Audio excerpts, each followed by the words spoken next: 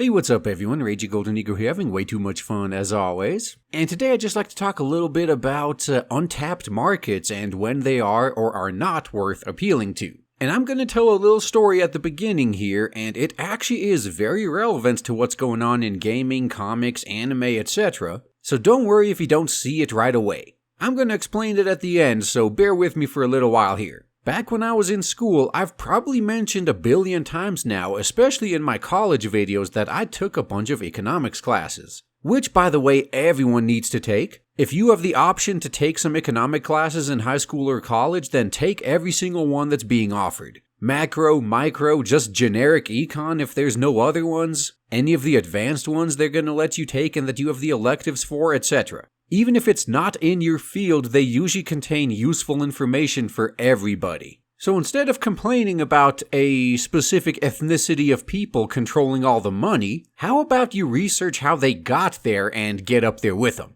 But that aside, in one of the classes I was taking, I remember going over a very relevant story about pasta sauce. Yep, pasta sauce. And if any of you guys can find this again and link it to me, please do, because I haven't been able to find it again, so I might be off on some of the exact numbers and the like. But from what I remember, the gist of the story is this. Back in the day, there was a time when chunky pasta sauce wasn't really available on the market. If you wanted chunky sauce, you either had to make it yourself, or I'm sure some small mom and pop shops made it and you could buy it there. Then Ragu, which if you guys don't know is a company that makes pasta sauces among other things, they went out and did their research and discovered that like 1/3 of pasta sauce customers actually liked chunky sauce the best. And since there was no chunky sauce easily available for purchase at the time, they went out and made one. And what do you know, as a result they made massive amounts of money. These guys went out and found an untapped market, created a product to appeal to them, and then were swimming in a tub full of money as a result.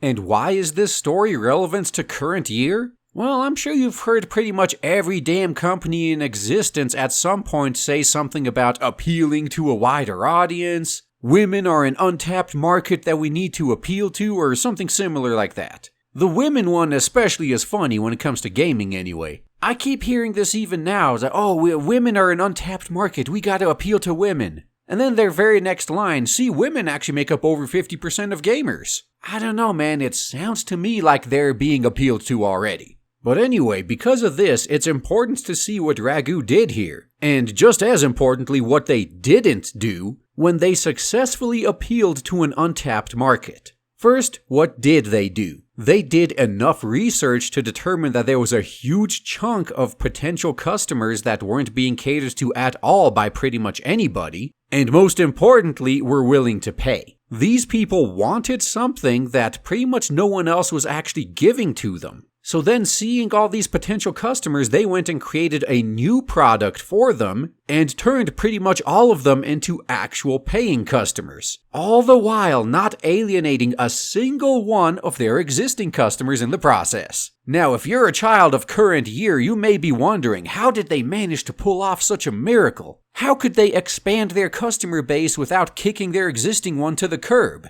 I know it's hard to believe given how most current year companies seem to act, but it's actually pretty easy. Because the second point, what did they not do? They didn't alter any of their existing products in an attempt to appeal to these potential new customers. They left those completely untouched and just created a brand new product line for the people that they were trying to appeal to. And you don't have to be a rocket surgeon to figure out what they did right. And by extension, what a lot of modern day companies are getting completely wrong.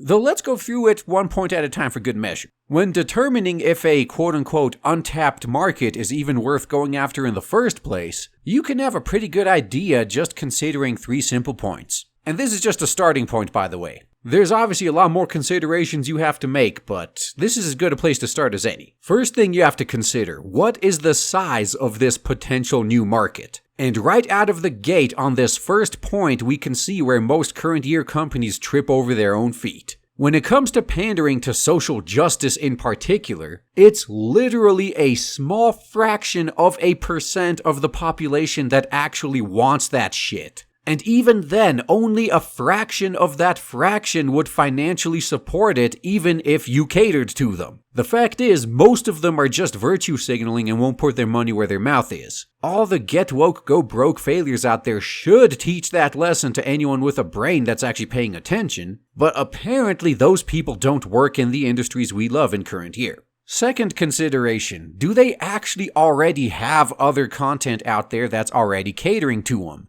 AKA, are they really an untapped market, like the women in gaming example I just gave you? You can't call women in gaming an untapped market and then your very next piece of data shows that women are over half of all gamers. So consider all that, and then also consider if it's worth jumping into that competition if they already have someone catering to them. Since in this case with social justice, we're talking about a tiny market, unlike the giant one that Ragu found, you have no reason to jump into that fight and cater to them if you've already locked down a much more lucrative market. Especially considering how unsuccessful those who do cater to them have been.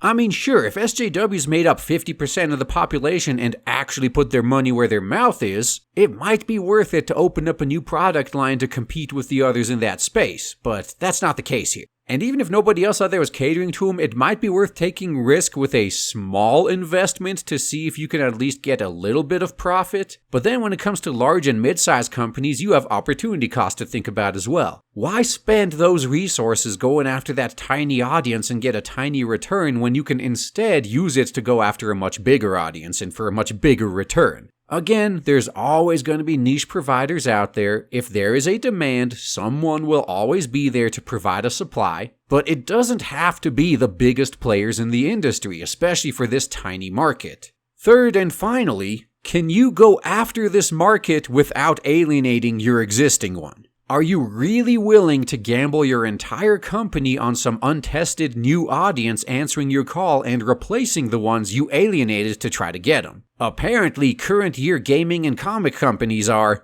and this last one should be pretty simple too. Put out a new product and keep all of your existing products the same. Unless, of course, it's just a matter of adding more customization options, because nobody with a brain actually complains about more customization options as long as they are just that, options. Optional. Unless, of course, you completely ruin this whole thing and claim to be historically accurate anyway. Not gonna name any names, but you guys know who I'm talking about. Instead of that, what current year companies are doing is taking their existing product that all of their current fans like, and then ham-fisting shit that only a fraction of a percent of people like, and that most of their current fans actively dislike into this product. Then when the fans complain, turning around and telling them, hey, if you don't like it, don't buy it. And then, finally, being shocked when the fans do just that and find their way to a competitor. And to bring this point up again, this is especially funny with the whole appeal to women thing in general. Oh look, women are actually over 50% of gamers. We need to change our game that currently caters to men and make it cater to women instead. Yeah, that statistic is only accurate if you count someone who plays Candy Crush in the same category as someone who plays Call of Duty. This idiotic line of feeling doesn't even consider that you are comparing two completely different markets. If you want to ruin Call of Duty by making it more appealing to women, all that's gonna happen is the majority of the people who play it now will move on to something else because it no longer appeals to them. And the market you're trying to appeal to won't bother coming because obviously they already have other stuff that appeals to them they could be doing instead. And the same goes the other way around. Can you imagine what would happen if the romance novel industry somehow got it in their head that they need to ruin all of their existing products by making them appeal to men, since men are probably 50% of book readers? It's not going to happen though because they're not that stupid. They understand who their audience is and feel no shame appealing to them exclusively. So it's about damn time everyone else realized this as well. And as I've said countless times before, somehow the anime and manga industries can pull this off just fine. They have no problem putting out vastly different products for vastly different audiences, and if you don't like one particular product, you don't have to read or watch it. Just go read or watch something else that you will like. But know that no amount of complaining will get existing successful properties to suddenly change to start appealing to you. So please, if you don't want to go broke, take these lessons to heart. Don't destroy your existing products in an attempt to appeal to a tiny fraction of a percent of people, most of which won't even become your customers anyway. And if you can't comprehend something this simple, then honestly you don't deserve to stay in business anyway. The free market will take care of you as it does all other failures, and we'll all be better off for it. And that's all I got to say, guys. Thanks for listening.